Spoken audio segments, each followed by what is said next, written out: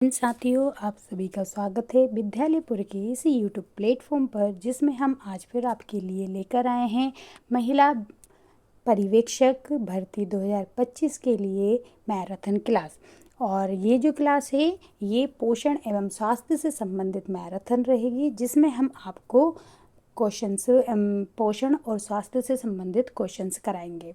और ये जो मैराथन सीरीज चल रही है ये डेली आपके लिए आती है, तो सभी लोग तैयार हो जाइए क्लास को देखने के लिए। और आप सभी को बहुत बहुत शुभकामनाएं कि आपका एग्ज़ाम आने वाला है, और अच्छे से प्रिपेयर करें और अच्छे से एग्ज़ाम देकर आएँ और अपनी एक सीट पक्की करें। हम आपसे यही आशा करते हैं कि आपकी इस बार एक सीट पक्की ज़रूर होगी।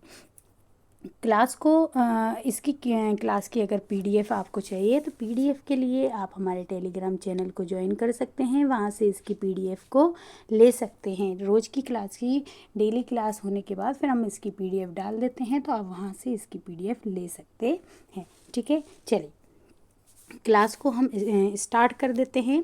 क्लास को स्टार्ट करें उससे पहले एक बार सभी लोग क्लास को शेयर ज़रूर कर दीजिए, शेयर कर दीजिए और क्लास को लाइक कर दीजिएगा। और चैनल को अभी तक आपने सब्सक्राइब नहीं कर रखा है तो चैनल को प्लीज़ सब्सक्राइब ज़रूर कर लीजिएगा, ताकि डेली जो मैराथन क्लासेस आती हैं हमारी उनका नोटिफिकेशन प्रॉपर आपको मिलता रहे।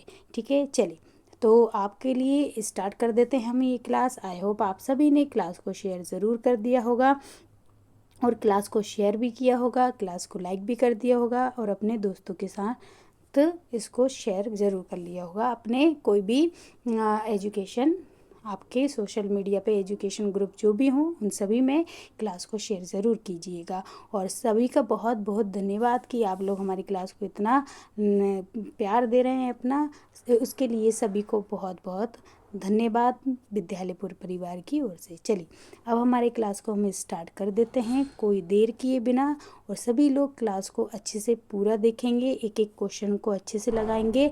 और ये जो क्वेश्चंस हैं प्रीवियस ईयर में आए हुए क्वेश्चन हैं, तो आपका प्रीवियस ईयर के जो क्वेश्चन हैं वो भी कंप्लीट हो जाएंगे, और आपका जो पोषण एवं स्वास्थ्य से संबंधित क्वेश्चंस की प्रैक्टिस भी हो जाएगी। चलिए तो अब हमारी क्लास को स्टार्ट कर देते हैं। फर्स्ट क्वेश्चन आपके सामने है, पोषण एवं स्वास्थ्य से संबंधित क्लास है तो उसी से संबंधित क्वेश्चन आपके सामने आ चुका है। बताइए, सभी लोग बताएंगे कि फर्स्ट क्वेश्चन है, राष्ट्रीय पोषण नीति का लक्ष्य क्या है। जो राष्ट्रीय पोषण नीति है इसका लक्ष्य क्या है। तो पहला है कि पोषण लक्ष्यों को हासिल करने के लिए विभिन्न क्षेत्रों के बीच समन्वय की आवश्यकता पर प्रकाश डालना। दूसरा है देश में कुपोषण के बोझ को घटाना, या फिर ये दोनों ही, या फिर इनमें से कोई नहीं। सभी लोग आंसर लगाएंगे, आंसर कमेंट बॉक्स में सभी लोग देंगे। ठीक है, क्लास को शेयर करते हुए भी चलेंगे और कमेंट बॉक्स में अपने आंसर लगाते हुए चलेंगे, क्वेश्चन का नंबर लिखकर और उसका आंसर ज़रूर देना। ठीक है, तो देखिए ये जो राष्ट्रीय पोषण नीति है इसका लक्ष्य है कि पोषण मतलब कि इसका लक्ष्य क्या था कि पोषण लक्ष्यों को हासिल करने के लिए विभिन्न क्षेत्रों के बीच समन्वय की आवश्यकता पर प्रकाश डालना। और दूसरा लक्ष्य क्या था कि देश में कुपोषण के बोझ को घटाना। तो ये दोनों ही लक्ष्य इसके थे, तो राइट आंसर क्या हो जाएगा, ये दोनों। ठीक है, फर्स्ट इसका राइट आंसर हो जाएगा। ठीक है, चलिए नेक्स्ट क्वेश्चन देखते हैं। नेक्स्ट क्वेश्चन क्या है, हर एक क्वेश्चन को लगाइए और देखिए कि आपके कितने क्वेश्चंस सही जा रहे हैं। ये जो पोषण एवं स्वास्थ्य से संबंधित जो फर्स्ट पार्ट है इसमें से 55 नंबर का आएगा, है ना। 55 नंबर में से देखें आपके कितने आते हैं, तो एक एक क्वेश्चन को बहुत अच्छे से लगाइएगा। ठीक है, चलिए नेक्स्ट क्वेश्चन है कि नवजात मृत्यु दर प्रति 1000 जीवित, मतलब कि जब हम मृत्यु दर निकालते हैं तो 1000 पर कितने बच्चों की मृत्यु हुई है उस हिसाब से हम निकालते हैं। ठीक है, तो यही बोल रहा है कि नवजात मृत्यु दर प्रति 1000 जीवित जन्मों पर किन में से मतलब किस कम आयु के शिशुओं की मृत्यु क्वेश्चन सिंपल सा है कि जो नवजात मृत्यु दर निकालना रहेगा हमको 1000 बच्चों के ऊपर, उसमें हम कितनी आयु तक के बच्चों को, कितनी आयु से कम वाले बच्चों को नवजात मृत्यु दर में रखते हैं। ठीक है, तो बताइए 1 साल से कम की आयु वाले बच्चों को, या 2 साल से कम वाले, या 3 या 4? बताइए किस आयु से कम वाले बच्चों को हम नवजात मृत्यु दर के अंतर्गत रखते हैं। तो याद रखें, एक वर्ष से कम आयु के जो बच्चे होते हैं उनको नवजात बोला जाता है। अगर कोई बच्चा 1 वर्ष का भी नहीं हो पाया, उससे पहले उसकी मृत्यु हो जाती है, तो वो नवजात मृत्यु दर के में काउंट होगा। ठीक है, और इसको कितने पे निकालते हैं? तो 1000 बच्चों पर निकाला जाता है, जबकि मातृ मृत्यु दर को 1 लाख माताओं पर निकाला जाता है। कितने पे? 1 लाख पर निकाला जाता है। ये भी आप याद रखें। चलिए नेक्स्ट क्वेश्चन देखते हैं। नेक्स्ट क्वेश्चन क्या है? क्वेश्चन है कि अपूर्ण प्रोटीन का एक उदाहरण है। इनमें से कौन एक अपूर्ण प्रोटीन का उदाहरण है? जीएन, या फिर अंडा, या दूध, या फिर मछली? बताइए। सभी लोग बताएंगे कि अपूर्ण मतलब कि an example of incomplete protein is. इनमें से कौन जो है अपूर्ण प्रोटीन का एक उदाहरण है? जीएन, अंडा, दूध, या फिर मछली? तो राइट आंसर क्या हो जाएगा? जीएन जो है एक अपूर्ण, ये मछली जो है ये पूर्ण प्रोटीन का उदाहरण है। ये पूर्ण का है, दूध भी पूर्ण का है, ठीक है, अंडा भी पूर्ण का है, लेकिन ये जो जीएन है वो क्या है? अपूर्ण प्रोटीन का उदाहरण है। इसमें पूरा प्रोटीन नहीं मिलता है। ठीक है, इसे खाने से पूरा पूर्ण प्रोटीन नहीं मिलता है। ठीक, चल नेक्स्ट क्वेश्चन देखते हैं। नेक्स्ट क्वेश्चन क्या है? बताइएगा कि ICMR 2010 के अनुसार 10 से लेकर 15 वर्ष की आयु वाली बालिकाओं के लिए आयरन की अनुशासित आहारीय अनुमति, मतलब कितना आयरन लेना चाहिए? जो 10 से लेकर 15 साल तक की लड़कियां हैं, बालिकाएं हैं, उनको ICMR 2010 के अनुसार कितनी आयरन की आवश्यकता होती है प्रतिदिन? 27 मिलीग्राम प्रतिदिन, या 20 मिलीग्राम प्रतिदिन, 33 मिलीग्राम प्रतिदिन, या फिर 35 मिलीग्राम प्रतिदिन? तो इसका जो राइट आंसर हो जाएगा वो क्या हो जाएगा? 27 मिलीग्राम प्रतिदिन। कितना? 27 मिलीग्राम प्रतिदिन जो है वो 2010 के अनुसार 10 से लेकर 15 साल तक की जो बालिकाएं होती हैं उनको प्रतिदिन इतना आयरन की आवश्यकता होती है। ठीक है, चलिए नेक्स्ट देखते हैं। नेक्स्ट क्या है? नेक्स्ट क्वेश्चन है कि वैक्सीन हो सकता है। वैक्सीन किस तरीके का हो सकता है? एंटीजेनिक प्रोटीन का, या फिर छीण बना दिया गया रोगजनक का, या फिर है ना जीवित छीण कृति रोगजनक का, या फिर उपरोक्त में से सभी? वैक्सीन किस टाइप का हो सकता है? बताइए। एंटीजेनिक होगा, या फिर वीकेंड भी हो सकता है, या लाइव हो सकता है, या फिर ऑल ऑफ दिस? सभी लोग आंसर लगाते हुए चलेंगे किस प्रकार का होगा। तो देखिए वैक्सीन है ना सभी प्रकार का हो जाता है ना, सभी प्रकार का हो सकता है। देखिए ये किसका है? तो ये पोलियो का है। ठीक है, लाइव अटेंड जो जीवित छीणकृत रोगजनक है ना, ये वाला वैक्सीन किसमें? जैसे पोलियो का है उसके मतलब वो इसके उदाहरण हैं। और जैसे एंटीजेनिक होते हैं, छीण बना दिए रोग, ये सब है ना किसके उदाहरण हैं? तो ये सब वैक्सीन, इतने प्रकार की वैक्सीन होती है। ठीक है, चलिए नेक्स्ट देखते हैं। क्वेश्चन है कि vitamin A, D, E, K इनमें से क्या है? तो वसा में घुलनशील विटामिन है, या फिर जल में घुलनशील विटामिन है, या अघुलनशील विटामिन है, या उपरोक्त सभी? इनमें से कोई नहीं। बताइए कैसे हैं? विटामिन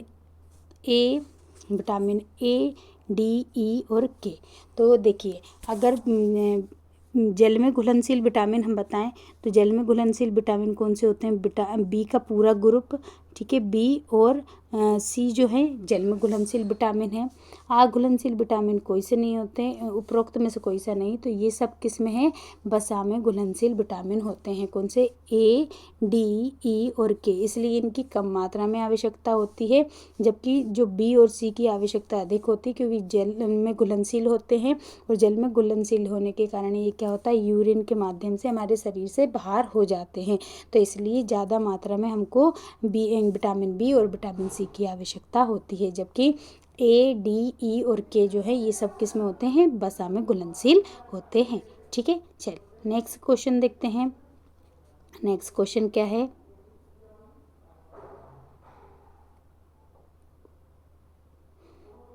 चलिए बताइए। नेक्स्ट क्वेश्चन है कि जो स्तनपान करा रही माता में पोषण संबंधी कमियां होने से क्या सामान्यतः क्या होता है। जो देखिए स्तनपान कराने वाली जो महिलाएं होती हैं उनके पोषण से संबंधित अगर उनमें कोई कमी होती है तो वो सामान्यतः उससे क्या होता है, उनके दूध की मात्रा घट जाएगी, या फिर सभी पोषक तत्व बराबर मात्रा में घट जाएंगे, या फिर दुग्ध स्राव पूरी तरह रुक जाएगा, या फिर इनमें से कोई नहीं। बताइए कि क्या बोला गया है कि जो स्तन मतलब कि ब्रेस्ट फीडिंग मदर जो होती हैं उनमें अगर पोषण संबंधी कोई कमियां आ जाती हैं तो उसके कारण क्या हो सकता है, दूध की मात्रा घट जाएगी, ये सभी पोषक तत्व बराबर मात्रा में घट जाएंगे, या फिर दूध स्राव पूरी तरह रुक जाएगा, या इनमें से कोई नहीं। तो देखिए क्या हो जाएगा, देखिए सभी पोषक तत्व जो है बराबर मात्रा में नहीं घट सकते, है ना। क्या नहीं हो सकते, सभी मात्रा मतलब बराबर मात्रा में ये नहीं घट सकते। फिर उसके बाद दूध जो है वो पूरी तरीके से नहीं रुकेगा। क्यों नहीं रुकेगा, क्योंकि कि उसमें कमी हुई है, पूरी तरीके से पोषक तत्व खत्म नहीं हुए हैं, और इनमें से कोई आंसर आ नहीं सकता। तो ये क्या हो जाएगा, इससे क्या हो जाएगा, दूध की मात्रा में क्या हो जाएगी, कमी आ जाएगी, है ना। अगर पोषक तत्वों में कमी होगी तो जो दूध की मात्रा है उसमें भी क्या आ जाएगी, कमी आ जाती है। ठीक है, चलिए नेक्स्ट देखते हैं। नेक्स्ट क्वेश्चन क्या है। नेक्स्ट क्वेश्चन है कि निषेचन से लेकर 2 माह की समाप्ति तक निषेचित अंडा कोशिकाओं को क्या कहा जाता है। देखिए जब है ना निषेचन होता है उसके 2 महीने की समाप्ति तक क्या होता है, निषेचित निषेचित अंड कोशिका को हम क्या बोला जाता है, अंड कोशिका बोलेंगे, गर्भस्थ शिशु बोलेंगे, या फिर जायगोट बोलेंगे, या फिर भ्रूण बोला जाता है। निषेचन से लेकर 2 महीने तक की कंडीशन के बारे में पूछा है। ठीक है, तो देखिए 2 महीने तक अगर ये रहता है, जैसे निषेचन से लेकर 2 महीने की समाप्ति तक, इसको हम क्या कहते हैं, भ्रूण कहा जाता है। निषेचन के बाद क्या होता है, युग्मक बनता है, जो कि जिसमें अंडा और स्पर्म जो है फर्टिलाइज होते हैं, उसको जो बनाते हैं उसको जायगोट कहा जाता है। गर्भस्थ शिशु क्या होता है, 6 महीने के बाद फिर तीसरी कंडीशन में है, और अंड कोशिका अलग, है ना। तो ये निषेचित अंड कोशिका को हम क्या कहा जाता है, भ्रूण कहते हैं, है ना, निषेचन से लेकर 2 महीने तक। चल नेक्स्ट क्वेश्चन देखते हैं। नेक्स्ट क्वेश्चन क्या है। नेक्स्ट क्वेश्चन है कि किस समयावधि में गर्भस्थ शिशु कुछ रसायनों के विरूपजन प्रभावों के विशेष रूप से अधीन होता है। बताइए कि किस समय अवधि में गर्भस्थ शिशु कुछ रसायनों के विरूपजन प्रभावों के विशेष रूप से अधीन होता है। पहली तिमाही में, या फिर है ना निषेचन के बाद, या फिर दूसरी तिमाही में, या फिर तीसरी तिमाही में। बताएंगे सभी लोग आंसर बताएंगे क्या क्या होगा, कि कौन सी समय अवधि में गर्भस्थ शिशु कुछ रसायनों के विरूपजन प्रभावों के विशेष रूप से अधीन हो जाता है। तो वो कौन सी है, पहली तिमाही में, फर्स्ट जो ट्राइमेस्टर होता है उसमें ही क्या होगा, गर्भस्थ शिशु कुछ रसायन के जो विरूपजन प्रभावों से विशेष रूप से क्या हो जाएगा, उसके अधीन हो जाता है। ठीक है, चलिए नेक्स्ट देखते हैं। नेक्स्ट क्वेश्चन क्या है। नेक्स्ट है कि इनमें से कौन जल में घुलनशील विटामिन विषाक्तता का विशेष रूप से उच्च जोखिम उत्पन्न नहीं करता है। देखिए इनमें से कोई एक विटामिन है जो कि जल में घुलनशील है और विषाक्तता का विशेष रूप से उच्च जोखिम उत्पन्न नहीं करता है। तो वो विटामिन B6 है, या फिर थायमीन है, या सी है, या फिर नियासिन है। ये सभी क्या है, जल में घुलनशील हैं। ठीक है, अब बताइए इनमें से कौन सा जो है वो कि विटामिन विषाक्तता का विशेष रूप से उच्च जोखिम उत्पन्न नहीं करता है। तो देखिए इसका अगर हम राइट आंसर देखें तो ये क्या हो जाएगा, थायमीन। थायमीन क्या है, ये क्या करता है, B1 का नाम क्या है, थायमीन है। और ये जो B1 है सबसे पहले खोजा हुआ क्या है, विटामिन है। ये सबसे पहले खोजा हुआ, ठीक है, सबसे पहले खोजा हुआ क्या है, विटामिन है। ठीक है, B1। और ये जो है थायमीन जो है इनमें है ना क्या होता है कि विषाक्तता का विशेष रूप से उच्च जोखिम उत्पन्न नहीं करता है, कोई भी जहरीली चीज़ से बचाता है, कहने का मीन्स है। चल नेक्स्ट क्वेश्चन देखते हैं। नेक्स्ट क्वेश्चन क्या है, चलिए आपके क्वेश्चन 10 क्वेश्चन हो चुके हैं। अगर अभी तक आपने क्लास को शेयर नहीं किया है तो एक बार सभी लोग क्लास को शेयर ज़रूर कर दें और क्लास को लाइक भी कर दें, और चैनल को अभी तक आपने सब्सक्राइब नहीं कर रखा है तो प्लीज़ चैनल को सब्सक्राइब ज़रूर कर लें, और कमेंट बॉक्स में आप आंसर तो लगाते हुए चलिएगा। ठीक है, सभी लोग देखते हैं कितने आंसर आपके आते हैं। चल नेक्स्ट क्वेश्चन है कि गर्भस्थ शिशु को पोषण किसके माध्यम से मिलता है, बताइए किसके माध्यम से मिलेगा। एंटीबॉडीज़ के माध्यम से, या फिर मेकोनियम के माध्यम से, या गर्भनाल मतलब प्लेसेंटा के माध्यम से, या फिर उल्ब तरल मतलब एमनियोटिक फ्लूइड के कारण। बताइए किसके कारण मिलता है, गर्भस्थ शिशु को पोषण किसके माध्यम से दिया जाता है, किसके माध्यम से मिलेगा। फेटस जो होता है रिसीव न्यूट्रिशन थ्रू, तो याद रखें प्लेसेंटा है ना, किसके थ्रू मिलता है उसको, प्लेसेंटा के थ्रू मिलता है, गर्भनाल के थ्रू मिलता है। ठीक है, और ये जो है ये यहाँ से क्या मिलेगा, जो गर्भस्थ शिशु होता है, भ्रूण जो होता है उसको पोषण मिलता है। ठीक है, यहाँ से इसको पोषण मिलता है। चलिए नेक्स्ट क्वेश्चन देखते हैं। नेक्स्ट क्वेश्चन क्या है,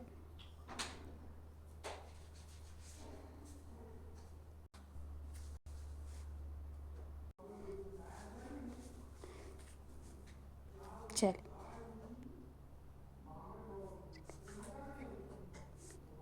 नेक्स्ट क्वेश्चन है ICMR 2010 के अनुसार गर्भवती स्त्री को कितना रेटिनॉल की आहारीय जो अनुमति है, मतलब कि रेटिनॉल मतलब विटामिन ए, कितना विटामिन ए चाहिए होता है। ठीक है, तो जो गर्भवती महिलाएं होती हैं उनको कितना विटामिन ए की आवश्यकता होती है, 800 माइक्रोग्राम प्रतिदिन, या फिर 650 माइक्रोग्राम प्रतिदिन, या 550 माइक्रोग्राम प्रतिदिन, या फिर 700 ग्राम माइक्रोग्राम प्रतिदिन। तो जो 2010 ICMR जो 2010 के अनुसार जो गर्भवती स्त्री को विटामिन ए मतलब रेटिनॉल कितनी चाहिए रहती है, तो 800 माइक्रोग्राम प्रतिदिन, कितना 800 माइक्रोग्राम प्रतिदिन आवश्यकता होती है। ठीक है, रेटिनॉल मतलब विटामिन ए की बात कर रहे हैं ना, विटामिन ए कितना चाहिए रहेगा प्रतिदिन, 800 माइक्रोग्राम प्रतिदिन की आवश्यकता होती है। चलिए नेक्स्ट देखते हैं। नेक्स्ट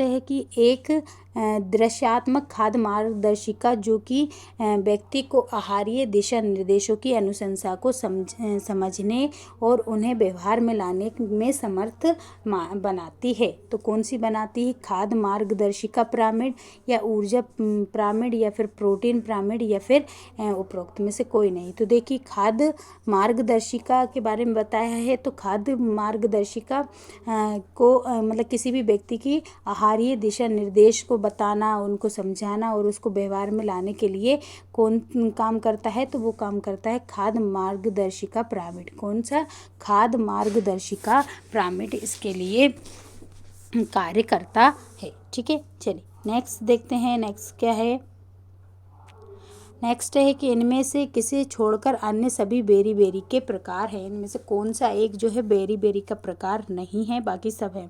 शुष्क बेरी बेरी, या फिर हृदय बेरी बेरी, या क्लेद बेरी बेरी, या नवजात बेरी बेरी, या फिर वृद्ध बेरी बेरी।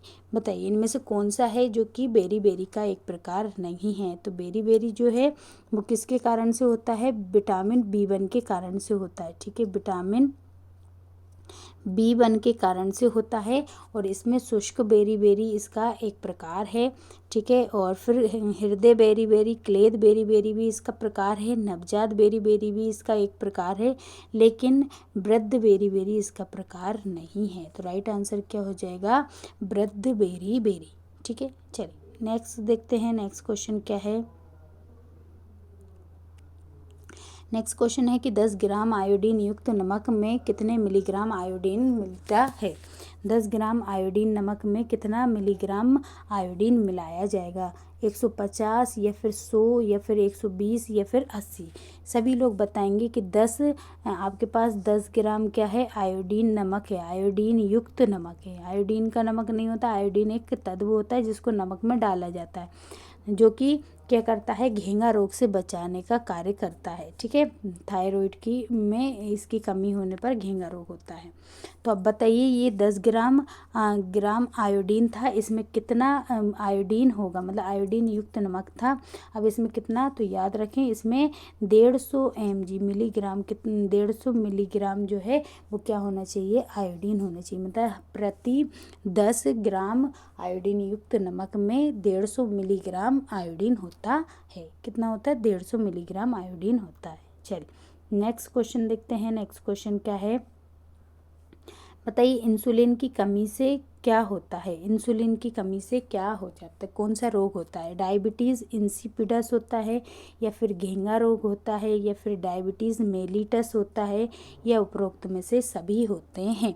सभी लोग बताएंगे कि इंसुलिन की कमी से कौन सा रोग होता है। अगर हम देखें तो घेंगा जो है वो किसकी, आयोडीन की कमी से होता है।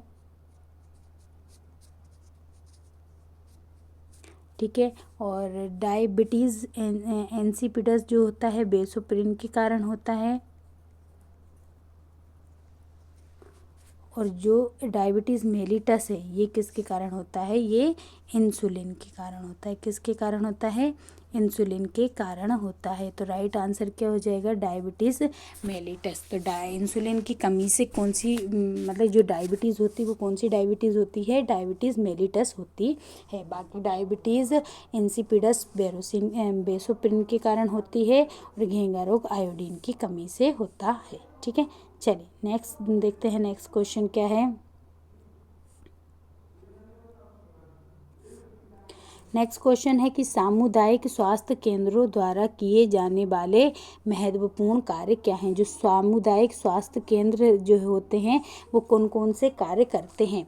मल जल का निपटान करते हैं, है ना, और या फिर है ना जैसे डिपोजिंग ऑफ द सीवेज, या फिर रोगाणु मुक्त पेयजल देते हैं, जर्म फ्री ड्रिंकिंग वाटर देते हैं, या प्रतिरक्षीकरण एवं स्वास्थ्य शिक्षा देते हैं, या फिर उपरोक्त में से सभी देते हैं। बताइए सामुदायिक स्वास्थ्य केंद्र जो होते हैं इनमें से क्या कार्य करते हैं। मल जल के निपटान के क्षेत्र में करेंगे, रोगाणु मुक्त पेयजल, या फिर प्रतिरक्षीकरण एवं स्वास्थ्य शिक्षा देते हैं। तो इसका जो राइट आंसर हो जाएगा वो क्या हो जाएगा, इसका राइट आंसर हो जाएगा ये सभी कार्य करते हैं, है ना। ने मतलब कि जो डिस्पोजिंग ऑफ द सीवेज का काम भी करते हैं, जर्म फ्री ड्रिंकिंग वाटर के क्षेत्र में भी काम करेंगे, और इम्यूनलाइजेशन एंड हेल्थ एजुकेशन भी प्रोवाइड करते हैं। तो ये सभी काम कौन करता है, सामुदायिक स्वास्थ्य केंद्र करते हैं। ठीक है, चलिए नेक्स्ट क्वेश्चन देखते हैं। नेक्स्ट क्वेश्चन क्या है, नेक्स्ट क्वेश्चन है कि वैक्सीन शरीर से क्या करवाते हैं। वैक्सीन जो है शरीर से क्या करवाते हैं, एंटीबॉडी उत्पन्न करवाते हैं। मतलब किसी चीज़ की वैक्सीन आपको लगाई जा रही है तो वो क्यों लगाई जा रही है, ताकि आपके शरीर में एंटीबॉडी उत्पन्न कर सकें, या फिर और अधिक लाल रक्त कणिकाएं उत्पन्न कर सकें, या फिर मृत जीवाणु उत्पन्न करना, या फिर इनमें से कोई नहीं। बताइए कौन सा काम करती है जो वैक्सीन लगाई जाती है, वैक्सीन क्यों लगाई जाती है। सभी लोग बताएंगे कि वैक्सीन क्यों लगाई जाती है। तो देखें वैक्सीन का काम क्या होता है, आपकी बॉडी में एंटीबॉडी उत्पन्न करना, आपके बॉडी शरीर में क्या करना, उस रोगाणु या रोग के प्रति एंटीबॉडी उत्पन्न करना, जिससे कि वो मतलब हमारी जो एंटीबॉडीज़ रहेंगी वो क्या करेंगी, उस रोग से लड़ने के हमारे अंदर प्रतिरक्षी क्रियाएं बढ़ जाएंगी, और हमारे फिर उस रोग से बचाव हो सकेगा। तो एंटीबॉडीज़ उत्पन्न करने के लिए वैक्सीन लगाई जाती है। ठीक है, चलिए नेक्स्ट क्वेश्चन देखते हैं। नेक्स्ट क्वेश्चन क्या है, बताइए गर्भावस्था की तीसरी तिमाही के दौरान अपेक्षित भार में वृद्धि होती है। 1 पाउंड प्रति सप्ताह, या 2 पाउंड प्रति सप्ताह, या 1 माह में 10 पाउंड, या इनमें से कोई नहीं। बताइए तीन तिमाही होती हैं, पहले 1 से लेकर 3 तक, फिर 4 से लेकर 6 महीने, और फिर 7, 8 और 9 महीने, है ना। तो ये 3 तिमाही होती हैं। तो लास्ट में बोल रहा है 7 से लेकर 9 महीने में कि तीसरी तिमाही के दौरान अपेक्षित भार में वृद्धि होती है। किस तरीके से, 1 पाउंड प्रति सप्ताह, या फिर 2 पाउंड प्रति सप्ताह, या फिर 1 माह में 10 पाउंड, या उपरोक्त में से कोई नहीं। तो राइट आंसर क्या हो जाएगा, 1 पाउंड प्रति सप्ताह। कितना, 1 पाउंड प्रति सप्ताह क्या होता है, मतलब कि 1 पाउंड प्रति, एक सप्ताह में 1 पाउंड का वजन क्या हो जाता है, बढ़ जाता है, और किसमें, तीसरी तिमाही में। ठीक है, नेक्स्ट क्वेश्चन देखते हैं। नेक्स्ट क्वेश्चन क्या है कि ICMR जो 2010 के अनुसार 10 से लेकर 17 साल तक के बालकों के लिए कैल्शियम की कितनी आवश्यकता होती है, बताइए। 500 मिलीग्राम या फिर 600 मिलीग्राम, 800 मिलीग्राम या फिर 900 मिलीग्राम। 10 से लेकर 17 साल तक का जो बालक होता है उसमें कितने कैल्शियम की आवश्यकता होती है ICMR 2010 के अनुसार। 500 मिलीग्राम प्रतिदिन, 600 मिलीग्राम प्रतिदिन या फिर 800 मिलीग्राम प्रतिदिन या फिर 900 मिलीग्राम प्रतिदिन, कितने आवश्यकता होती है। सभी लोग आंसर देंगे, सभी लोग बताएंगे इसका राइट आंसर क्या होगा। तो राइट आंसर क्या हो जाएगा, 800 मिलीग्राम प्रतिदिन। कितना, 800 मिलीग्राम प्रतिदिन 10 से लेकर 17 साल तक के बच्चे को बताया गया है कि कैल्शियम की इतनी आवश्यकता होती है। ठीक है, चलिए नेक्स्ट क्वेश्चन देखते हैं। नेक्स्ट क्वेश्चन है कि अधिकतर वैक्सीन कहाँ से लगाई जाती हैं। ठीक है, देखिए क्लास को आपने अभी तक शेयर नहीं किया है तो सभी लोग एक बार क्लास को शेयर ज़रूर कर दीजिए और क्लास को लाइक भी कर दीजिए, और चैनल को अभी तक आपने सब्सक्राइब नहीं कर रखा है तो चैनल को सब्सक्राइब भी कर लीजिएगा। ठीक है, सभी लोग कर लेंगे और क्लास को शेयर करते हुए चलेंगे। चलिए बताइए, अधिकतर जो वैक्सीन है वो क्या मुख्य द्वारा लिए जाते हैं, या इंजेक्शन द्वारा शरीर में प्रविष्ट कराए जाते हैं, या सूंघ कर लिए जाते हैं, या फिर भोजन के साथ लिए जाते हैं। तो सबको पता है मोस्ट वैक्सीन किस तरीके से होती हैं, तो इंजेक्शन के थ्रू इंजेक्ट की जाती है। किसके थ्रू, इंजेक्शन के थ्रू, है ना। इंजेक्शन द्वारा शरीर में प्रविष्ट कराई जाती है, injected in body by the injection. तो ज़्यादातर जो है वो कैसे ली जाती हैं, इंजेक्शन के थ्रू ली जाती हैं। मुख से कौन सी वाली ली जाती है, तो ओरल वैक्सीन ली जाती है ना, जो कि किसकी है, तो जो अब किससे, पोलियो की दी जाती है, तो वो मुख से दी जाती है। बाकी ज़्यादातर जो है वो सब इंजेक्शन के थ्रू ही प्रविष्ट कराई जाती है। ठीक है, चलिए नेक्स्ट क्वेश्चन देखते हैं। नेक्स्ट क्वेश्चन क्या है, चलिए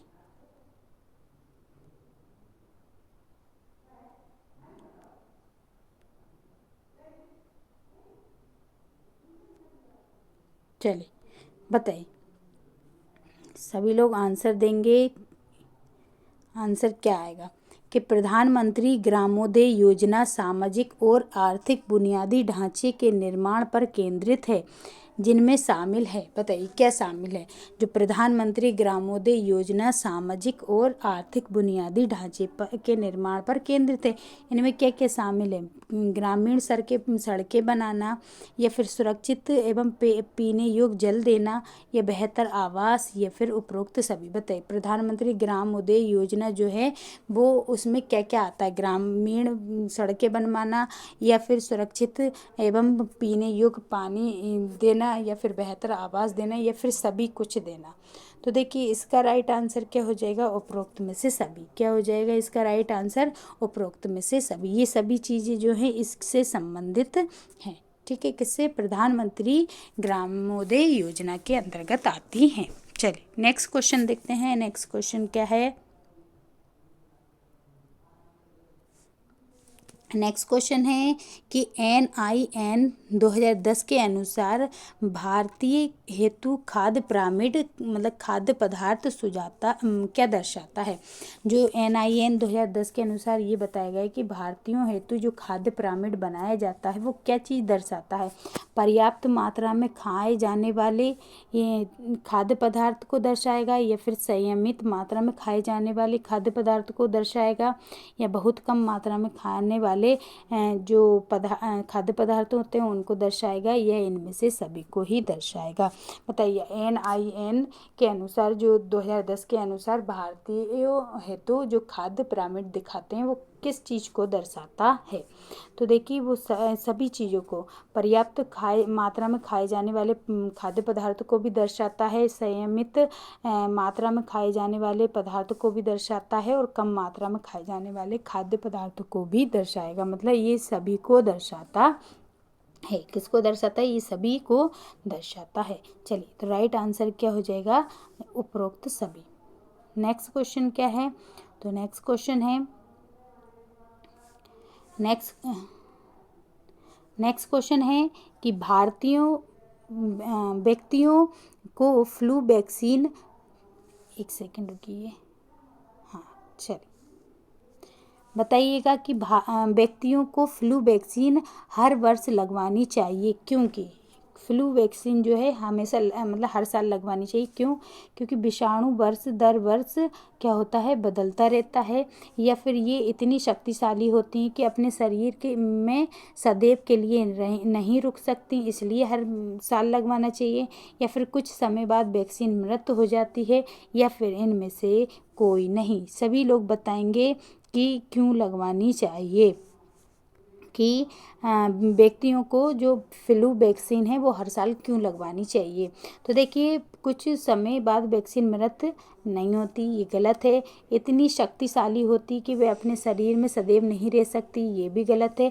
क्या होता है कि जो विषाणु वर्ष दर वर्ष क्या होते हैं, अलग अलग वायरस आते रहते हैं, तो जिसके कारण क्या होनी चाहिए, हमें हर साल है ना क्या करवाना चाहिए, फ्लू वैक्सीन तो लगवानी ही चाहिए। तो राइट आंसर क्यों है, क्या है कि विषाणु जो है हर साल नया वायरस आ जाता है, तो जिसके कारण हमको हर वर्ष में एक बार फ्लू वैक्सीन लगवानी चाहिए। ठीक है, चलिए नेक्स्ट क्वेश्चन देखते हैं। नेक्स्ट क्वेश्चन क्या है, नेक्स्ट क्वेश्चन है PEM।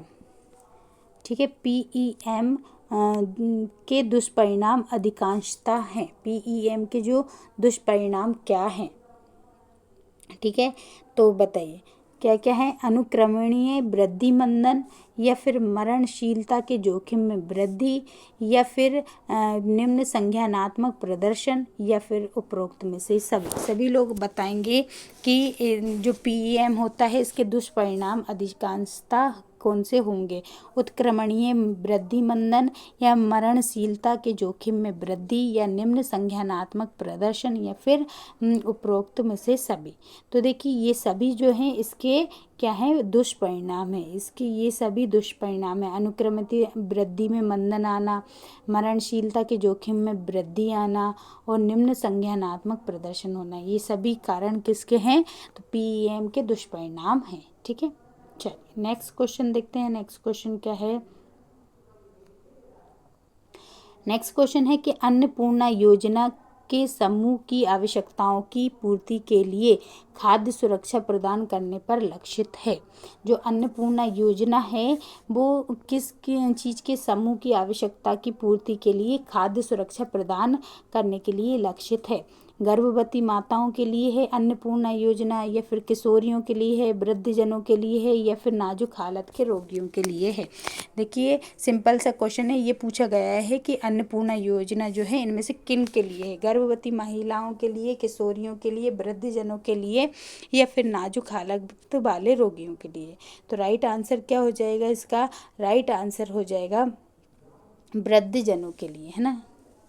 ठीक है, तो आवश्यकताओं की पूर्ति के लिए खाद्य सुरक्षा प्रदान करता है। किनको खाद्य सुरक्षा प्रदान करता है अन्नपूर्णा योजना, तो ये वृद्धजनों को खाद्य सुरक्षा प्रदान करने के लिए लाई गई थी। कौन सी, अन्नपूर्णा योजना, तो ये किसके लिए है, वृद्धजनों के लिए है। ठीक है, चल नेक्स्ट क्वेश्चन देखते हैं। नेक्स्ट क्वेश्चन क्या है कि प्रतिरक्षा विकारों में शामिल है, प्रतिरक्षा विकारों में क्या शामिल है, अति संवेदनशील मतलब हाइपर सेंसिटिविटी, या फिर स्वप्रतिरक्षी मतलब ऑटो इम्यून, या प्रतिरक्षा न्यूनता, या फिर उपरोक्त सभी। जो प्रतिरक्षा विकारों में शामिल है, प्रतिरक्षा इम्यून डिसऑर्डर इंक्लूड, इम्यूनिसिटी से संबंधित विकार कौन सा है इनमें से, बताइए। सभी लोग आंसर लगाते हुए चलेंगे।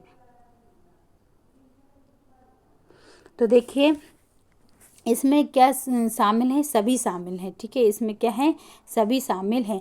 चाहे अति संवेदनशील मतलब हाइपर सेंसिटिविटी भी हो सकता है, स्व प्रतिरक्षी मतलब ऑटो इम्यून रोग भी हो सकते हैं, प्रतिरक्षा न्यूनतम कम भी हो सकती है।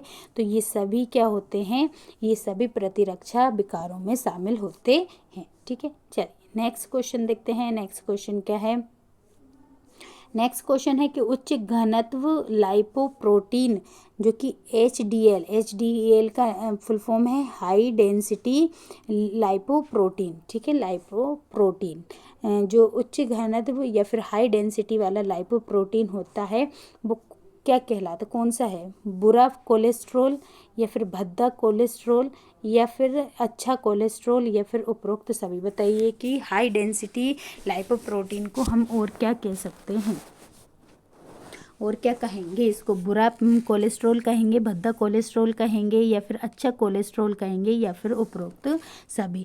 तो देखिए इसका जो राइट आंसर हो जाएगा वो राइट आंसर क्या हो जाएगा, इसको जो कि हाई डेंसिटी वाला जो लाइपोप्रोटीन होता है वो कैसा होता है, अच्छा कोलेस्ट्रॉल होता है, कैसा होता है, अच्छा कोलेस्ट्रॉल होता है, ठीक है। चलिए नेक्स्ट क्वेश्चन देखते हैं। नेक्स्ट क्वेश्चन क्या है,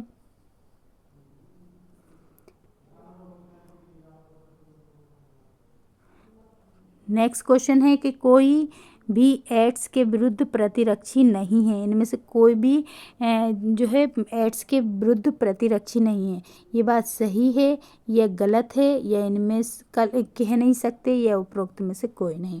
एड्स क्या है, तो एड्स है ना HIV वायरस के कारण होने वाला एक संक्रमण रोग है जो कि यौन संचार से, है ना, यौन संचार से और उपयोग की गई सिरिंज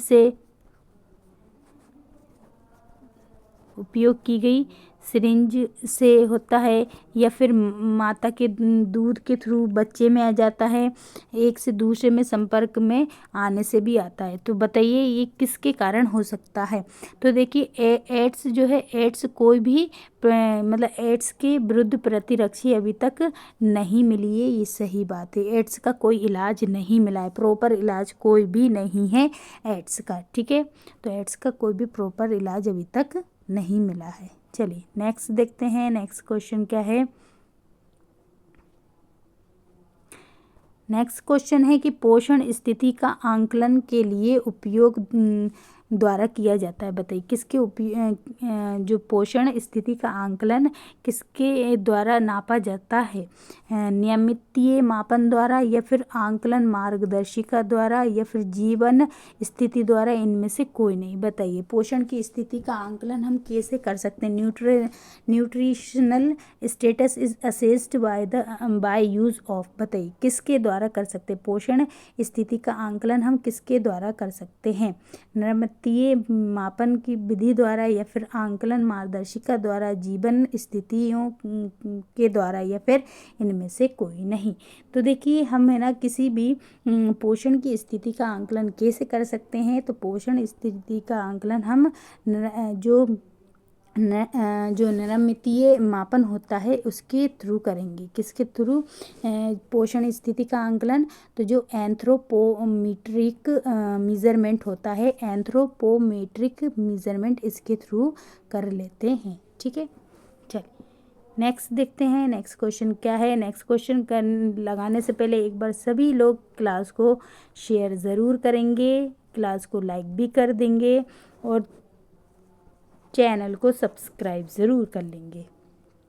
चलिए नेक्स्ट क्वेश्चन देखते हैं। नेक्स्ट क्वेश्चन क्या है, नेक्स्ट क्वेश्चन है कि भारत में छोटे बच्चे कौन से, 6 महीने से लेके 5 साल तक के जो बच्चे हैं उनमें गंभीर तीक्ष्ण कुपोषण होता है।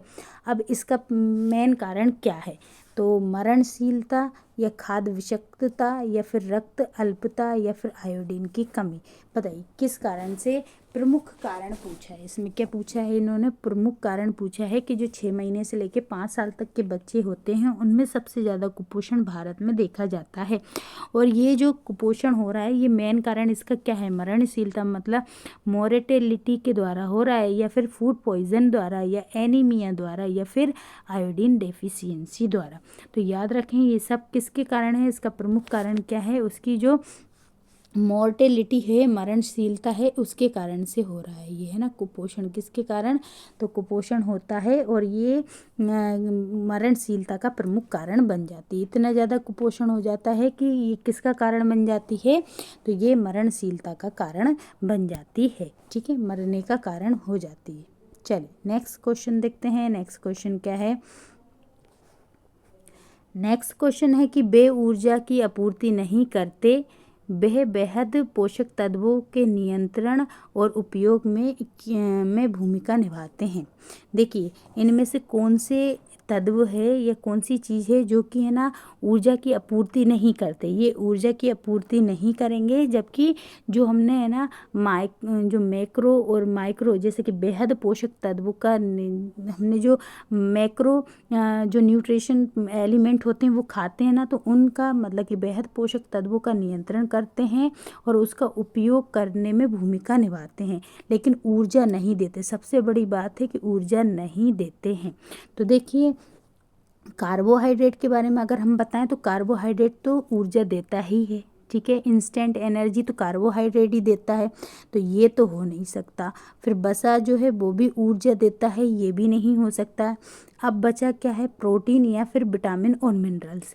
तो इनमें से ही क्या आएगा आंसर। तो देखिए, इसमें से जो विटामिन और मिनरल्स होते हैं ये क्या करते हैं, हमको रोगों से बचाते हैं, ना कि ऊर्जा देते हैं, ठीक है। प्रोटीन भी हमको क्या करता है, एनर्जी देता है, ठीक है। क्या देता है, एनर्जी देता है। लेकिन विटामिन्स और मिनरल्स जो हैं वो क्या नहीं करते, हमको ऊर्जा नहीं देते हैं, जबकि ये क्या करते हैं, हमें रोगों से लड़ने की क्षमता में मदद करते हैं, बढ़ाने में मदद करते हैं, लेकिन ऊर्जा नहीं देते हैं। तो राइट आंसर मिनरल्स और विटामिन्स हो जाएगा, ठीक है। चल नेक्स्ट क्वेश्चन देखते हैं। नेक्स्ट क्वेश्चन क्या है, ददोरों की सभी चरण किस में देखने मिलते हैं, मतलब ददोड़े किस बीमारी में ददोड़े देखने को मिलेंगे।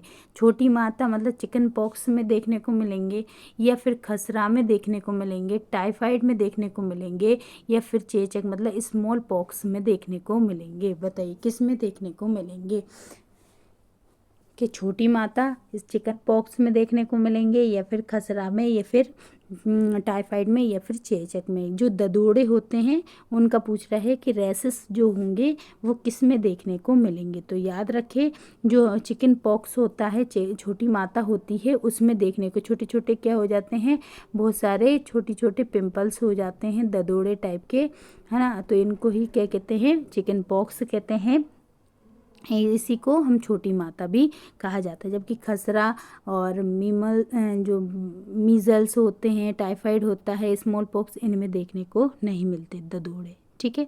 चलिए नेक्स्ट देखते हैं। नेक्स्ट क्वेश्चन क्या है, नेक्स्ट क्वेश्चन है कि भारतीयों हेतु आहारीय दिशा निर्देशों के अनुसार व्यक्ति को, देखिए जो हमें भारतीय मतलब कि इंडियंस को जो आहारीय दिशा निर्देश दिए जाते हैं उसके अनुसार हमें क्या क्या होना चाहिए। तो व्यक्ति को संतुलित आहार सुनिश्चित करने के लिए सभी खाद्य समूह से विभिन्न खाद्य पदार्थों का सेवन करना चाहिए। सभी मतलब सभी जो खाद्य समूह होते हैं उनसे थोड़ा थोड़ा खाना खाना चाहिए, या फिर स्तनपान को प्रोत्साहित करना चाहिए, या आवश्यकता से अधिक खाने को बढ़ावा देना चाहिए, या फिर उच्च ऊर्जा के स्रोत के रूप में वसाओं के उच्च उपयोग को बढ़ावा देना चाहिए। बताइए कि किस में करना चाहिए। तो देखिए, अगर हम देखें कि आवश्यकता से अधिक खाना तो खाना ही नहीं चाहिए, है ना, फिर ये अति पोषण हो जाएगा। और उच्च ऊर्जा वाले जो स्रोत के रूप में वसा को ज़्यादा नहीं करना चाहिए। इससे क्या होता है, वसा से फैट होता है और फैट से मोटापा आ जाता है, तो ये भी नहीं होना चाहिए। स्तनपान को हतोत्साहित नहीं करते हैं, जबकि प्रोत्साहित किया जाता है ना, हतोत्साहित नहीं करेंगे, प्रोत्साहित किया जाएगा। तो राइट आंसर क्या हो जाएगा इसका, संतुलित आहार सुनिश्चित करने के लिए सभी खाद्य समूह से विभिन्न खाद्य पदार्थों का सेवन करना चाहिए। ऐसा किस में कहा गया था, तो भारतीय हेतु आहारीय दिशा निर्देश दिए गए हैं, ठीक है। चल राइट आंसर ए हो जाएगा। नेक्स्ट क्वेश्चन देखते हैं। नेक्स्ट क्वेश्चन क्या है, नेक्स्ट क्वेश्चन है कि गर्भनाल संपूर्ण गर्भावस्था के दौरान चयापचय की दृष्टि से सक्रिय होती है और परिपक्व होती है। इसके संबंध में कौन सा कथन सत्य है। बताइए, गर्भनाल जो है संपूर्ण गर्भावस्था के दौरान चयापचय की दृष्टि से सक्रिय होती है और परिपक्व होती है, इसके संबंध में कौन सा कथन सत्य है। तो पहला है कि यह कई अमीनो अम्ल और हार्मोन का संश्लेषण करती है गर्भनाल, या ये ऑक्सीजन और पोषक तत्वों को माता से शिशु के मध्य जो गर्भस्थ शिशु तक पहुंचाती है गर्भनाल, या फिर है ना उपरोक्त दोनों काम करती है, या फिर ये गर्भस्थ शिशु के विशेष जीवन आधारित तंत्रों का भाग नहीं है। बताइए इनमें से कौन सा कार्य जो है सही कथन गर्भनाल के बारे में है। तो इसका जो राइट आंसर हो जाएगा वो क्या हो जाएगा, ये दोनों इसके सही आंसर हैं। एक क्या है कि कई अमीनो अम्ल से बनी होती है और हार्मोनों का संश्लेषण करती है, मतलब कई अमीनो अम्ल और हार्मोन का संश्लेषण करती है। ये ऑक्सीजन और पोषक तत्वों को माता के से लेकर गर्भस्थ शिशु तक पहुंचाने का काम करती है। कौन, गर्भनाल काम करती है। ठीक है, चलिए प्लेसेंटा की बात की जा रही है। नेक्स्ट क्वेश्चन देखते हैं। नेक्स्ट क्वेश्चन क्या है, नेक्स्ट क्वेश्चन है कि आयरन की कमी के दुष्परिणामों में शामिल है। आयरन की कमी से क्या क्या हो सकता है। सबसे पहले ऊर्जा चयापचय का नकारात्मक प्रभाव, मतलब कि negative effect of energy metabolism रिएक्शनों पर नकारात्मक प्रभाव डालेगी। दूसरा, कार्य प्रदर्शन और उत्पादनता में कमी कर देगी।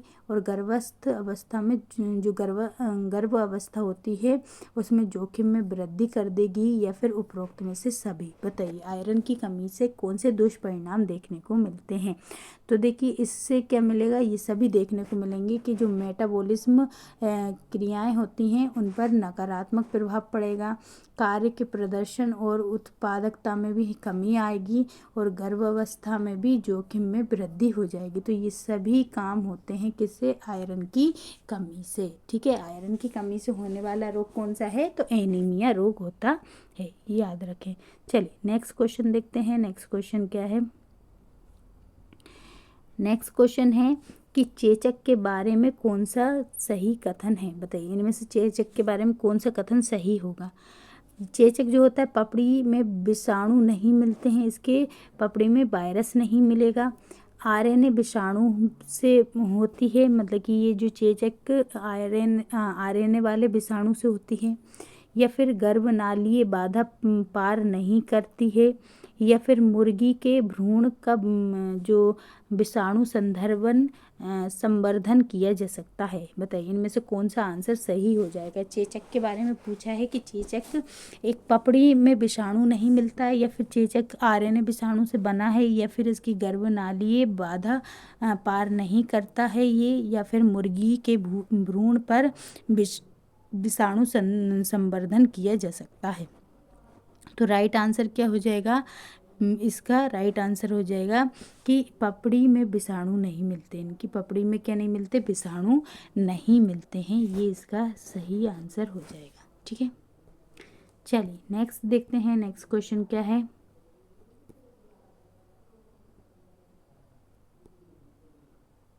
चलिए नेक्स्ट क्वेश्चन देखिए कि नीति निर्माणों और उद्योगों द्वारा विभिन्न स्तरों पर अनुशंसित आहारीय अनुमति, मतलब आरडीए का फुल फॉर्म है रिकमेंडेड डायरेक्टरी अलाउंस, है ना।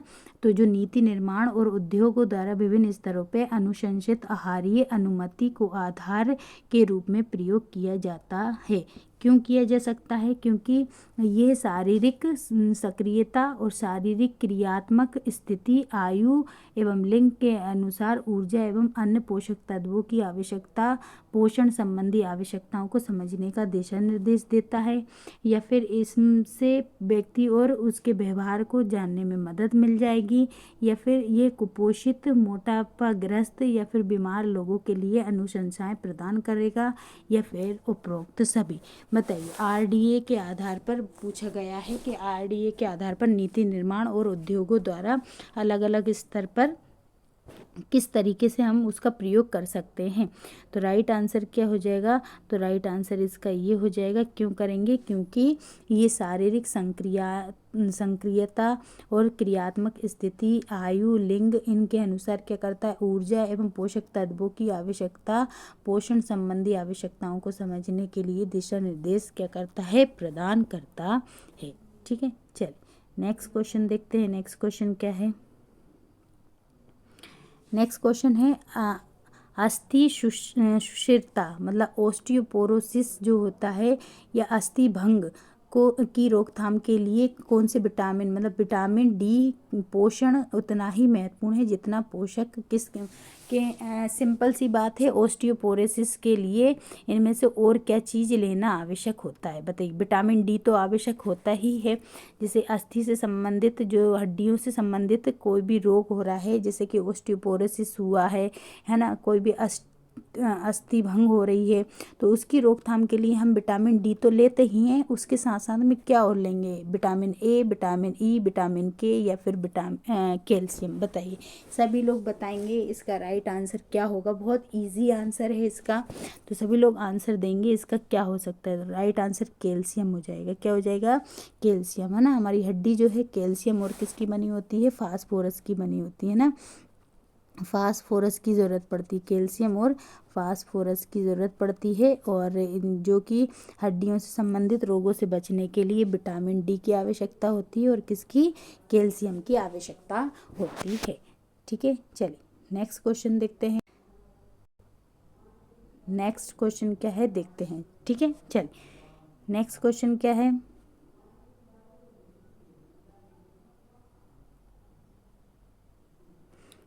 चलिए नेक्स्ट क्वेश्चन है कि व्यक्ति के आहार या फिर सूची में उपस्थित पोषक तत्वों की मात्रा बढ़ाने के लिए प्रयुक्त भोजन को कहते हैं। बताइए, व्यक्ति के आहार या फिर सूची में उपस्थित जो पोषक तत्वों की मात्रा बढ़ाने के लिए प्रयुक्त भोजन को क्या बोलेंगे? अनुपूरक बोलेंगे, पूरक बोलेंगे, या फिर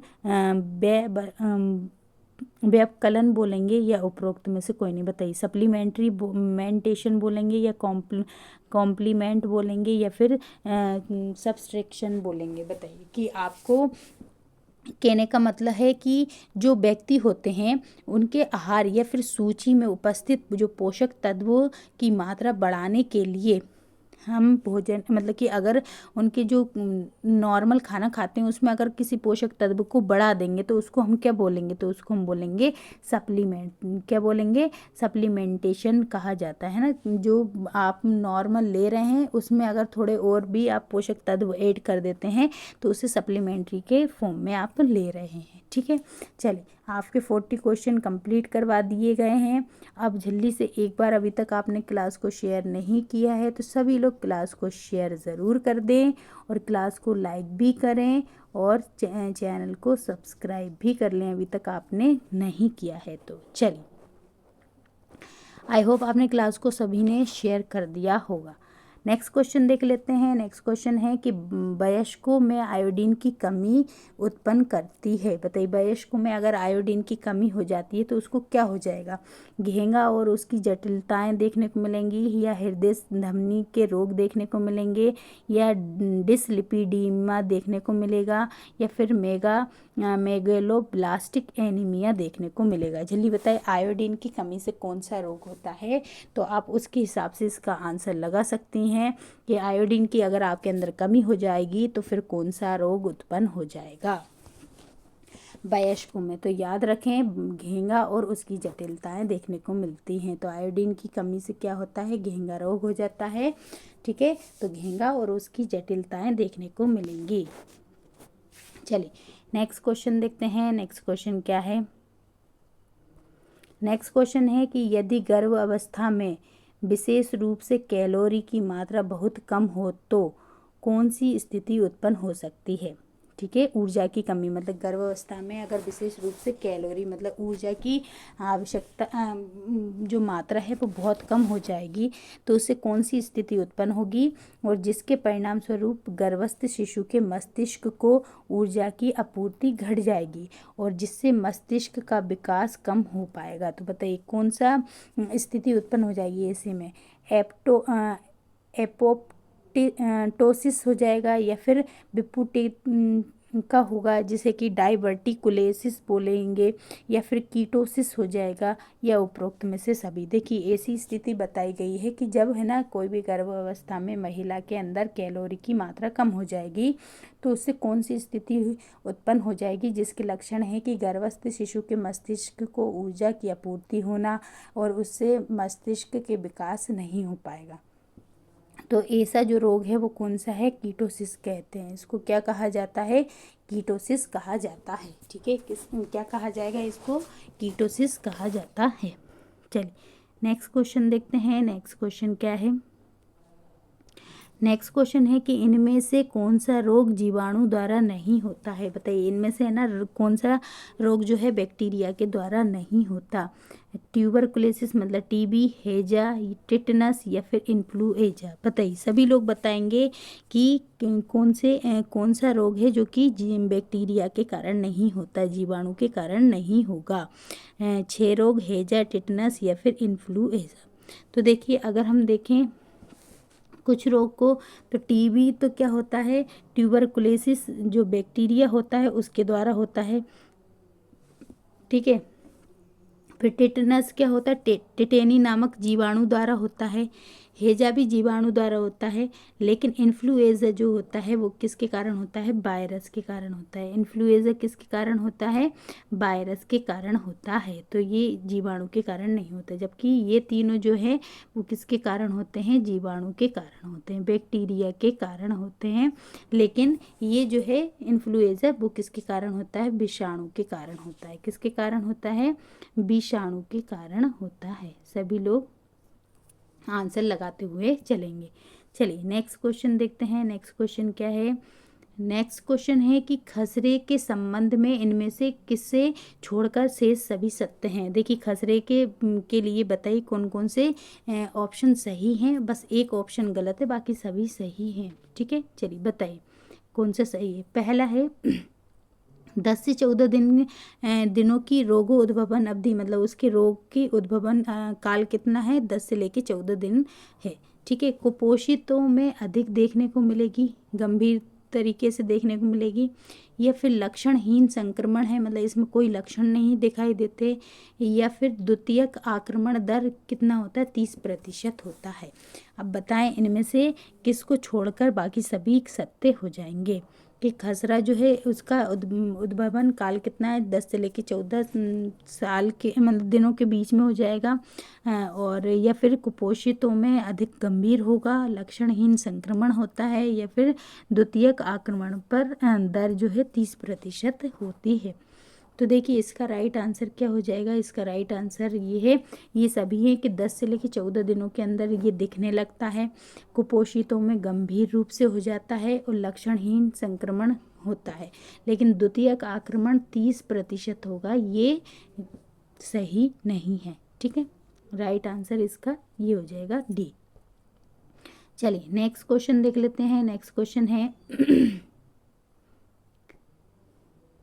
नेक्स्ट क्वेश्चन है कि जब गर्भवती महिला प्रसव पूर्व परीक्षण करवाती है, ठीक है, प्रसव के पहले परीक्षण करवाती है, तब चिकित्सक किस संभावित समस्या की तलाश में नहीं होते हैं।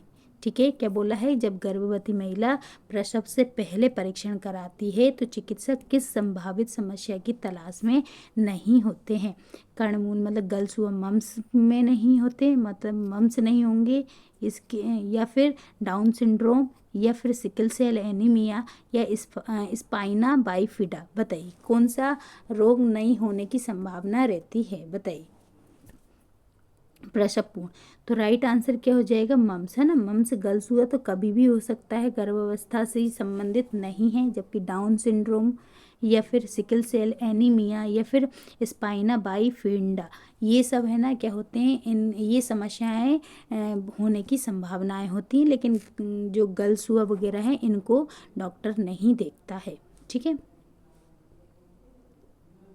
चल नेक्स्ट क्वेश्चन है कि मुख्य और सबसे दक्ष प्रो विटामिन ए या फिर कैरोटीनॉइड है। बताइए इनमें से प्रो विटामिन ए और कैरोटीनॉइड कौन सा है, अल्फा कैरोटीन या बीटा कैरोटीन या गामा कैरोटीन या क्रिप्टोजैंथिन। बताइए कौन सा है कि सबसे मुख्य और सबसे दक्ष जो प्रो विटामिन ए या फिर कैरोटीनॉइड जो है वो कौन सा है। Alpha carotene, beta carotene, gamma carotene या क्रिप्टोजैंथिन। तो याद रखें राइट आंसर क्या जाएगा, बीटा कैरोटीन। बीटा कैरोटीन जो होता है वो प्रो विटामिन ए, या फिर इसको प्रो विटामिन ए को हम कैरोटेनॉइड भी बोलते हैं। तो ये क्या है, इसका मुख्य एवं सबसे दक्ष विटामिन होता है। कौन सा, विटामिन बीटा कैरोटीन। ठीक है, चल नेक्स्ट देखते हैं। नेक्स्ट क्या है, नेक्स्ट क्वेश्चन है कि ICMR 2010 के अनुसार गर्भवती स्त्री हेतु फोलेट की अनुशंसा आहारी, मतलब फोलेट मतलब आयरन की कितनी आवश्यकता होती, फोलेट की कितनी ज़रूरत होती है। 500 माइक्रोग्राम प्रतिदिन, 400 माइक्रोग्राम प्रतिदिन, 300 या फिर 350। सभी लोग आंसर लगाते हुए चलेंगे कमेंट बॉक्स में। राइट आंसर क्या हो जाएगा बताइए। सभी लोग आंसर लगाएंगे कि जो गर्भवती स्त्री होती है उसके हेतु फोलेट की अनुशंसित आहारीय अनुमति है, बताइए कितनी है। तो राइट आंसर क्या हो जाएगा, राइट आंसर हो जाएगा 500 माइक्रोग्राम प्रतिदिन। कितना, 500 माइक्रोग्राम प्रतिदिन अनुशंसा होती है ICMR 2010 के अनुसार गर्भवती स्त्री हेतु। ठीक है, चलिए 500 माइक्रोग्राम। नेक्स्ट देखते हैं, नेक्स्ट क्या है। नेक्स्ट क्वेश्चन है कि विद्यालय आयु वाले जो आप प्रतिरक्षित बच्चे होते हैं प्रायः वैक्सीन निरोधित रोगों जैसे कि डिप्थीरिया, खसरा, पोलियो आदि से असुरक्षित रहते हैं। क्यों रहते हैं, क्योंकि उस समय भी उनकी माता से मिले एंटीबॉडी उनकी रक्षा कर रहे होते हैं।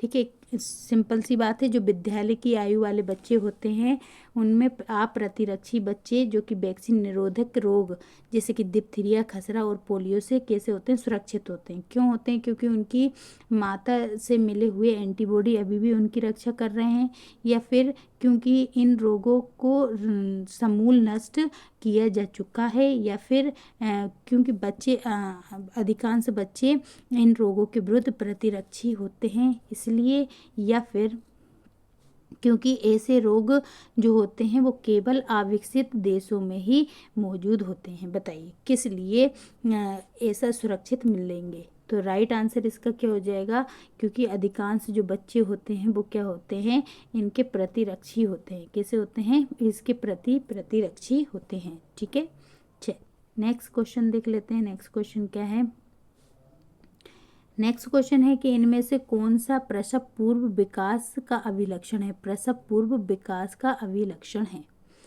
पहला कि ये मानव जीवन काल की सबसे छोटी अवस्था होती है, ये मानव विकास की बेहद नाजुक अवस्था होती है, ये वह अवस्था है जिसके दौरान अधिकांश विकास सबसे तेज गति से होता है, या फिर उपरोक्त सभी। बताइए कि प्रसव पूर्व विकास का अभिलक्षण है, इनमें से कौन सा अभिलक्षण है विकास प्रसव पूर्व विकास का। तो राइट आंसर क्या हो जाएगा, राइट आंसर इसका हो जाएगा सभी। ये सभी जो है ये सभी राइट आंसर हो जाएगा इसका, कि ये मानव जीवन की सबसे छोटी अवस्था होती है। ठीक है, फिर इसमें है ना विकास जो होता है बेहद नाजुक अवस्था है कही जाती है, इसमें अधिकांश विकास तेजी गति से होता है। उपरोक्त सभी ये इसके राइट आंसर हो जाएंगे।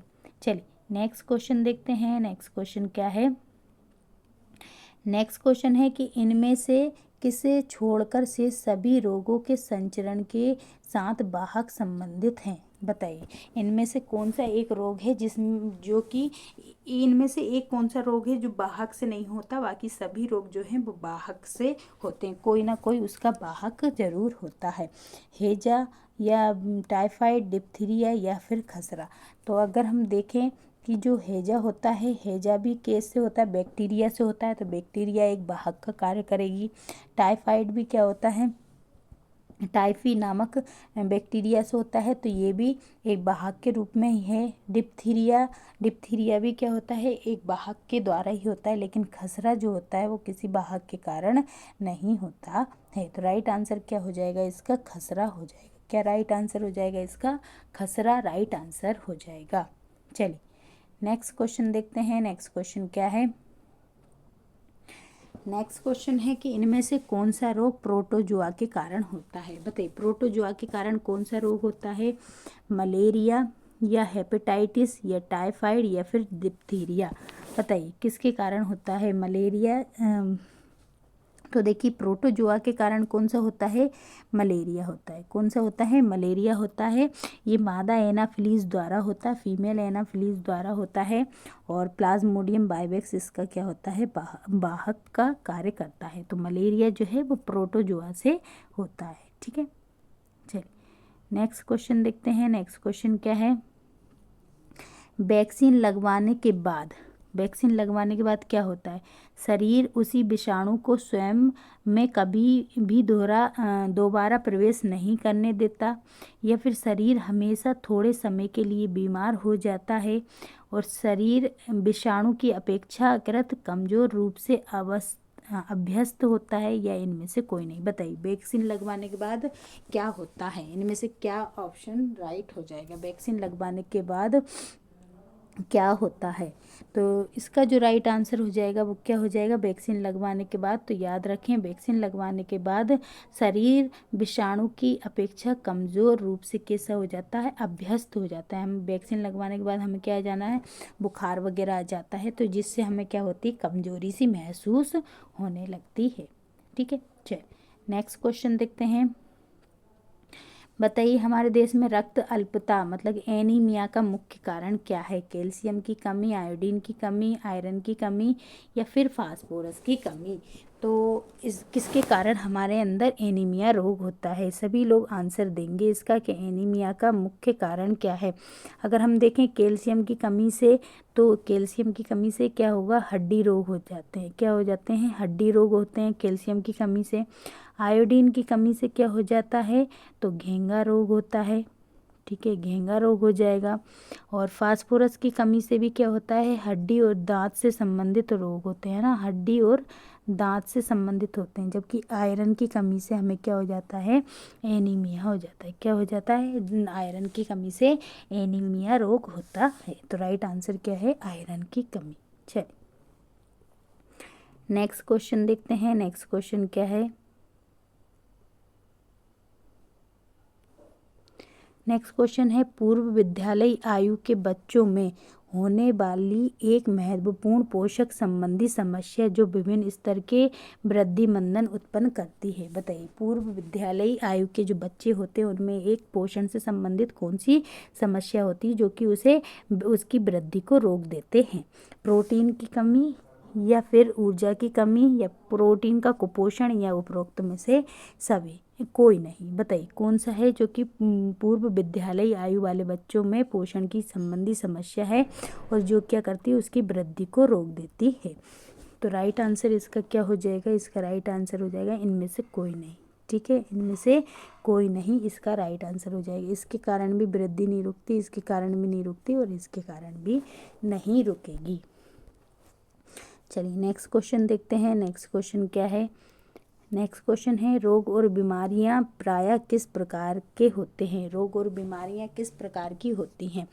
बहुत ही छोटे आयु के वैक्सीन लगवाने से, या फिर हमारे शरीर पर आक्रमण करने वाले जीवाणु और विषाणुओं से, या फिर हमारे शरीर में प्रवेश पा जाने वाले एंटीबॉडी से, या फिर इनमें से कोई से नहीं। बताइए रोग और बीमारियां किस प्रकार होती हैं हमारे शरीर में। बताइए सभी लोग बताएंगे आंसर क्या, सभी लोग बताएंगे इसका राइट आंसर क्या हो जाएगा। तो याद रखें रोग और बीमारियां प्रायः हमें कैसे होती हैं, तो हमारे शरीर में जो आक्रमण हमारे शरीर पर जो आक्रमण करने वाले जीवाणु और विषाणु के कारण क्या होता है, हमारे अंदर रोग उत्पन्न हो जाते हैं, बीमारियां उत्पन्न हो जाती हैं। ठीक है, चलिए तो आज के हमारे ये जो क्वेश्चन हैं यहीं पर समाप्त होते हैं। आज की क्लास मैराथन आपको कैसी लगी ज़रूर कमेंट बॉक्स में आप लिखकर बताइएगा। ठीक है, जाते समय क्लास को शेयर करके जाइएगा, क्लास को लाइक भी कर दीजिएगा, और चैनल को अभी तक सब्सक्राइब नहीं कर रखा है तो चैनल को सब्सक्राइब भी कर लीजिएगा। और ये मैराथन है डेली चलती है। अभी तक अगर आपने इससे पहले की मैराथन नहीं देख रखी हैं तो हमने प्लेलिस्ट में बनाई है, प्लेलिस्ट की लिंक आपके हमारे चैनल पे जाकर आप प्लेलिस्ट में जाकर और ये क्लासेस जो हैं देख सकते हैं। सभी क्वेश्चन ये इसमें प्रीवियस ईयर के क्वेश्चंस भी हैं और आपके टॉपिक से भी क्वेश्चंस हैं। और ये जो मैराथन है वो आपके एग्ज़ाम के लिए बहुत ज़्यादा हेल्पफुल रहेगी। आप ज़रूर देखें क्वेश्चंस को और बहुत अच्छे से लगाएं। तो आज के लिए इतना ही रखते हैं। जाते समय सभी लोग एक बार क्लास को शेयर ज़रूर कर दीजिएगा। जाते जाते सभी को एक बार फिर से कि आप सभी का एग्ज़ाम अच्छा जाए और आप लोग अच्छे से पढ़ाई करें और क्लास को देखते रहें, ज़्यादा से ज़्यादा शेयर करें। आज के लिए सिर्फ इतना ही रखते हैं, फिर मिलेंगे अगले क्वेश्चंस के साथ नेक्स्ट क्लास में। तब तक के लिए सभी को जय हिंद साथियों।